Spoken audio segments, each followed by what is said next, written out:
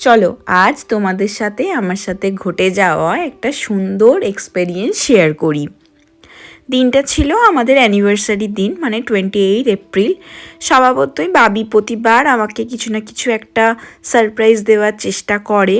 Even 28 April 2024, মানে যেদিনকে বিয়ের দিন ছিল আমাদের, সেদিনকে সকালবেলাতেও আমাকেও একটা ভালো সারপ্রাইজ দিয়েছিল। কি দিয়েছিল সেটা আমার ফ্যামিলির বেশিরভাগ জনাই জানে যারা আমার বাড়িতে ছিল। বাকি সবার জন্য গল্পটা বলি। সেটা হচ্ছে বাবি বিয়ের দিন সকালবেলাতেই আমাকে না বলে, মানে আমি জানতামই না ব্যাপারটা, ও আমাদের বাড়িতে চলে আসে একদম ভোরবেলায়। ওই ক্ষীর খাওয়ানো না কি বলে না, ওই রিচুয়ালসটা ঠিক পরে, মানে নিজেও ক্ষীর খেয়েছে তারপরেই বাড়ি থেকে বেরিয়ে গেছে আমার সাথে দেখা করতে আসবে বলে। ওটা আমার কাছে একদম আনএক্সপেক্টেড একটা সারপ্রাইজ ছিল। ও আমাদের বাড়ি এসেছিল আর আমাকে একটা লেটার আর আইফোন গিফট করেছিল। আইফোনটা তো চলো ঠিক আছে, কিন্তু ওই লেটারটা সারা জীবন আমার কাছে একটা অনেক বড় পাওয়া। এখন এই হাজার হাজার মেসেজের দুনিয়ায় ছোট্ট একটা লেটার আমার মনে অনেক বড় জায়গা করে নিয়েছিল সেদিন। ভাবি তো ওদিক থেকে অফিস চলে গেছে, তো ও আসছে ওদিক থেকে, আমাকে বলল যে তুমি রেডি হয়ে একবার এসো, একটা জায়গায় বলেছে মিট করতে, তো ওখানে যাচ্ছি। তো বললো যে এসো, দরকার আছে। তো রান্না করছিলাম, তো রান্না করতে করতেই রেডি হয়ে বেরিয়ে গেলাম। এসে বাকি রান্নাগুলো করব। আসলে আজকে তো অনেকগুলো আইটেম করছি, তো একটু টাইম লাগবে রান্না শেষ হতে। বাকিটা পরে তোমাদের সাথে পুরোটা শেয়ার করব। চলো এবার তাহলে তোমাদেরকে সারপ্রাইজের কথাটা বলি।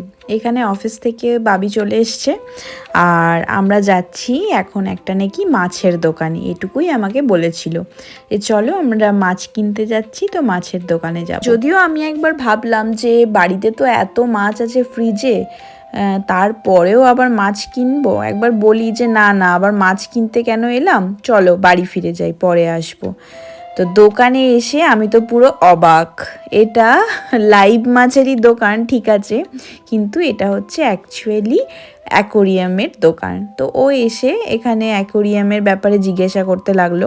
যদিও ও ভেবেছিল যে একটা ছোট্ট বোলের মধ্যে একটা মাছ কিনে আমাকে গিফট করবে, যেহেতু আমি মাছ খুবই ভালোবাসি। ইভেন আমার ইন্ডিয়াতে বাড়িতেও অ্যাকোরিয়াম ছিল আর ওখানে বিভিন্ন ধরনের মাছও ছিল।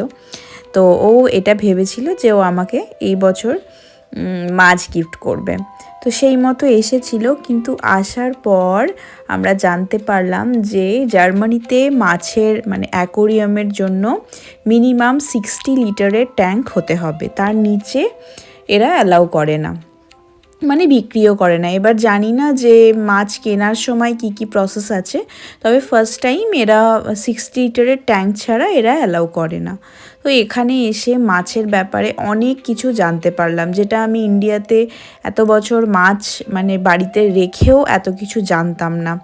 যেমন এখানের মাছের মানে মেল ফিমেল এগুলো তো আছেই, মানে মেল মাছের সাথে কতগুলো ফিমেল মাছ দিতে পারবে, বা কোন কোন ক্যাটাগরির মাছ একসাথে থাকতে পারবে, তারপরে কোন কোন মাছ একসাথে থাকতে পছন্দ করে, তারপরে কোন মাছ মানে মাছকে একা রাখা যায় না, এই সমস্ত নানান ধরনের ইনফরমেশন ওই ছেলেটা আমাদেরকে দিতে থাকলো।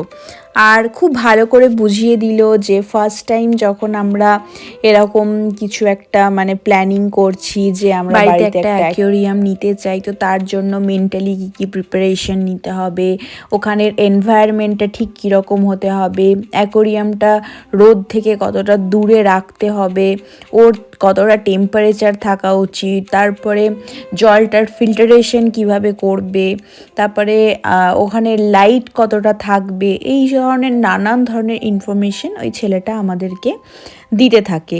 ইভেন এটাও বলে যে মাছের স্বাস্থ্যের জন্য নিয়মিত জল পরিবর্তন করা, তারপরে ওই ট্যাঙ্কটাকে পরিষ্কার রাখা, এগুলো হচ্ছে আইনত প্রয়োজন। যদি মাছের মানে এইসবের থেকে মাছের যদি কোনোরকম কোনো ক্ষতি হয়, সেক্ষেত্রে কিন্তু লিগেলি স্টেপ নেওয়াও মানে নিতেও পারে আর কি। ইভেন যদি মাছেদের মানে একসাথে গাদাগাদি করে রাখা হয় বা ঠিকঠাক পরিমাণে খাবার না দেওয়া হয়। তো এইসবের মানে যদি কেউ জানতে পারে সেই ক্ষেত্রে কিন্তু যে এখানকার যে পশু কল্যাণ কেন্দ্র আছে ওরা আইনত মোটা একটা অ্যামাউন্টের জরিমানাও করতে পারে।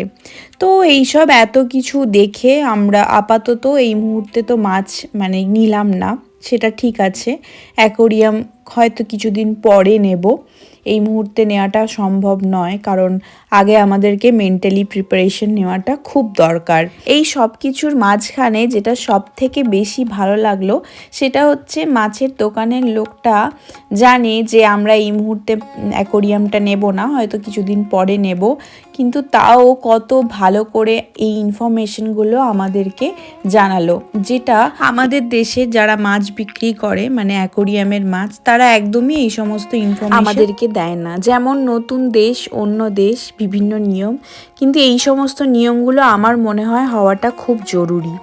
কারণ নিজের প্রাণের থেকেও প্রিয় শখের যে জিনিসগুলো এগুলো নষ্ট হয়ে গেলে যে কতটা কষ্ট হয় সেটা শুধুমাত্র যারা এটা ফেস করেছে তারাই শুধুমাত্র জানে। তাই বলবো বাড়িতে কোনো পোষ্য রাখার আগে নিজে ভালো করে এই সমস্ত ব্যাপারগুলো মানে ওদের মেনটেনেন্সের ব্যাপারগুলো ভালো করে জেনে তারপর ওদেরকে বাড়িতে আনা উচিত।